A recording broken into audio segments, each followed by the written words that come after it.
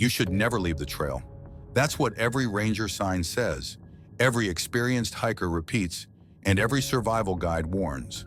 But when the screaming started, I had to. It was late October when Dan, Jess, and I decided to hike the Devil's Pass Trail in the Northern Cascades. The name alone should have stopped us, but we were adrenaline junkies with more curiosity than sense. Jess had read about an unmarked side path that supposedly led to an old fire lookout, abandoned since the 1960s and not on any official map. It was around 3 p.m. when we reached the fork. "There," Jess said, pointing off to a faint impression in the brush, almost hidden. "That's it." We debated, of course. The sun was already tipping west, and the cold crept in early up there. But curiosity won. It always does. The path wasn't a trail, not really, just a suggestion of one. We had to push through overgrown thickets and hop fallen logs.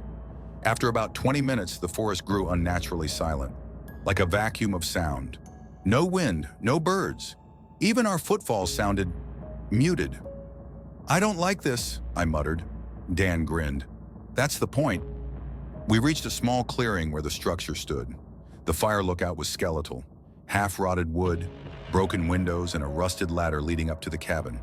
And that smell, metallic, wet, like rotting pennies. Jess climbed first. I stayed back, scanning the woods. Something felt wrong, like we were being watched. When I finally went up, I found the cabin floor littered with old cans, broken glass, and something else. Lines of white rocks laid out in odd circular patterns like runes. Dan laughed it off, stepping over them.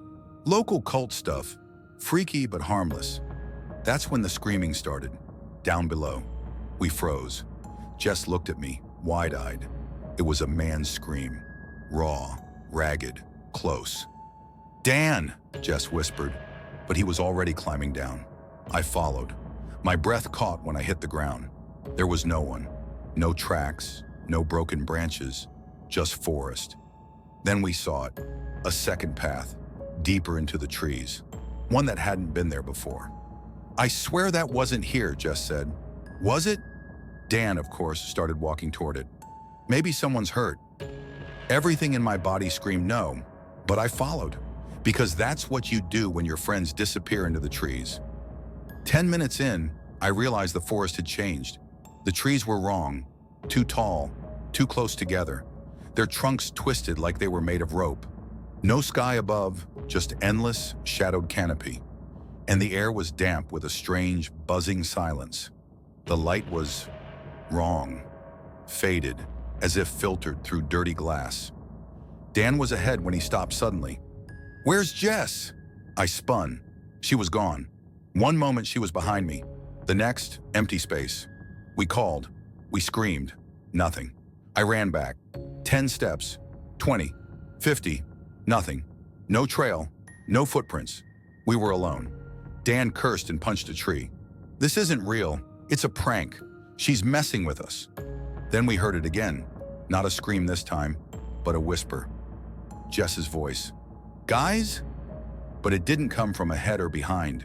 It came from below, like it was under the forest floor. I froze. Dan looked pale. "We're leaving," I said. "We go back. Now." We turned only to find nothing. No path, no clearing, just twisted trees in every direction. That's when things got worse. We started walking anyway, picking a direction, but no matter how far we went, the landscape repeated. Same trees, same roots, same dead crow lying on the same moss-covered rock. The same crow, over and over. I counted, 12 times, the same sight. Dan started laughing, too loud, too long. "It's a loop," he said, voice cracking. "We're stuck in a fucking loop." He dropped to the ground, pulling his hair. I tried to pull him up, but he screamed, and pointed behind me. I turned. There was something standing just at the edge of the trees. Tall, wrong, like a man-shaped smear of shadow. Its limbs were too long, its head was tilted too far, and it was watching us. Dan took off running. I didn't, because I realized it wasn't watching us. It was watching me. I don't know how long I stood there frozen. But eventually it turned and walked away, its feet making no sound, just fading into the trees, and I was alone. No Dan, no Jess, no trail. I tried walking, I tried screaming, I left marks on trees. I found those same marks again an hour later. Then I heard it, a second whisper. This time, my own voice, calling for help. That broke me. When they found me, 2 days later, I was lying by the original trail, no lookout, no hidden path. Just me, curled in the mud, dehydrated and sobbing. They never found Dan or Jess. No tracks, no signs, just a rotten crow near where I'd last seen them. I asked about the fire lookout. The ranger frowned. There's no structure like that up here, not for miles. I know what I saw, and I know the rules now. Don't leave the trail, no matter what you hear, no matter who you think is calling, because sometimes it's not them, and the forest doesn't want to let you go.